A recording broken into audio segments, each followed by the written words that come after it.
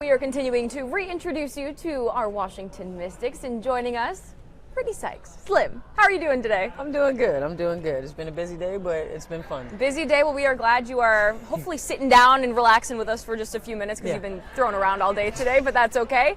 How does it feel to be back in all the crazy? Oh, man, it feels good. You know, I try to find new ways to have fun, and media day is my 8th one. And hopefully I can have 8 more. There you go. But I think just having the joy of a new season and just being able to understand that we're like that much closer to tip off is very exciting for me. And you can feel the excitement here in the gym. We got the fans that were a new element added this year. Does that add an extra element of excitement to get things rolling? Yeah, no, I really like it. You get to see the fans a little bit earlier, and you know, we do this for much more than just playing the sport, right? We do this because it's a part of entertainment, and I'm just happy that we get to share that with our fans on today. You know, they get to see the background, movement of how we prepare for the season, and I think it's pretty cool. Lots going on. Well, I hope you were able to hopefully relax and enjoy a little bit of your off season, but I'm sure it was a busy one as well. Walk us through kind of what you did.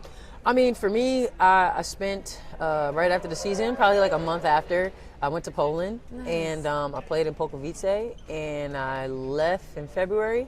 I just wanted a better break from my body, mentally, spiritually, emotionally, like all the aspects. I just wanted to make sure that I know going into the season it's going to be heavily dependent on the returners.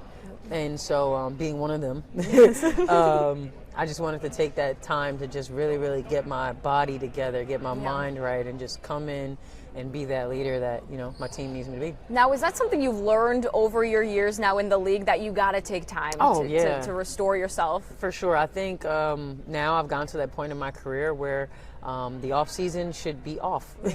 So for me, I think I was, until this last February, I went 6 straight year round. And that can add up. You know, at 30, everybody gets the joke like, oh no, you're 30. But it's like, no, you're 30. Like that your body has taken on a lot of events, and you know, if you want to keep going in your career, you got to take care of it as such. Well, your durability is one thing I wanted to talk to you about, because I believe it was just 5 missed games in the last 5 seasons, something crazy that. So I'm assuming a lot of that has to do with now taking a second to recognize when your body needs a break. So there's this newfound appreciation for slowing down a little bit, it sounds like. I think the younger generation should really take heed of that. You know, I think because when we're younger, it's like, oh, you got the energy, you got the body for it, right?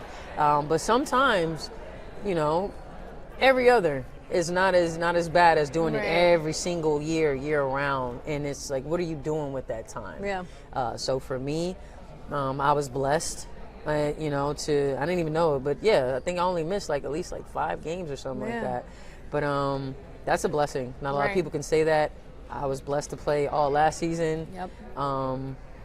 You know, and for me, I just think it's just doing whatever I need to do, and whether that's stepping off and just taking a break and saying, hey, I need time, then so be it. That way it can propel me for another 3-4 years. I think this off season has definitely extended my career another 2-3 years, so I'm trying to add as much as I can onto it. Well, that's music to all of our Mystics fans' ears, 100%. They want to see you in a Mystics uniform as long as possible. But going back to last season, you know, you took a major step forward, just 16 points per game, just about 5 rebounds per game, you name it. Why do you think that big leap was possible last year? 2 parts, right? The first part, obviously, staying ready and just waiting for that opportunity to present itself. You know, the biggest thing is when preparation meets opportunity, boom, success happens. And for me, the second part of it was Washington. Them talking to me in free agency, you know, seeing what I was capable of without really seeing anything. The first 6 years of my career, you get glimpses of what you saw on a consistent basis last year in year 7.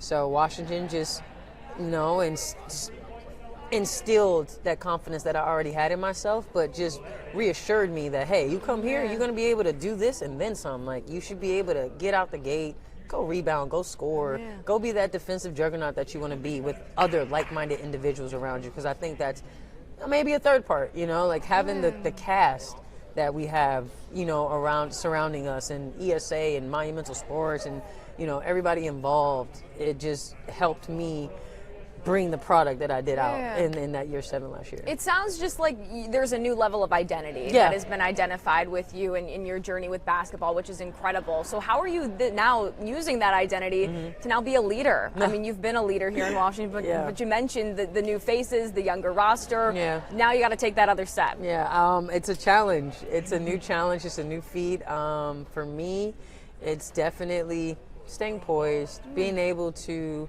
and I spoke on it kind of last year, but this year it's like really, really prominent where I have to learn how to talk to my teammates, and not to say that I didn't know how to talk, but when you're in the moment, it's passionate, it's tough, and we're all human, and I appreciate my teammates for seeing me as a human and not taking it personal, but now it's on me, especially this year. I've taken a real personal goal to just make sure that when I go to my teammates, I'm able to talk to them, I'm able to breathe, because I think that's a big thing. It's a new level of maturity, and it's a new level of acceptance. Because not a lot of people coming into this role, they will want it.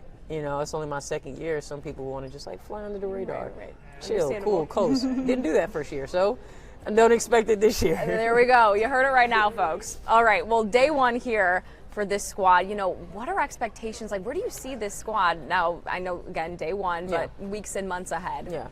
I mean, I just see us being one of those teams where it's night in, night out. No matter a win or a loss, it is a dogfight. I really believe that that's our team, like top in the league in defense. We've always been that. Washington has always been that, being one of those teams that are just offensively sound-minded and making reads and just playing ball and having fun. Nothing spectacular, not nothing spectacular, but nothing over the top, right? It's just literally we're coming in to work to play hard and compete for a championship every night in, every night out. When we're in that gym practicing, that's our goal. What else are we practicing for? Obviously, yes, for the fans and getting better, but it's no, we are literally practicing to end up on the court for whatever game it is to win that championship.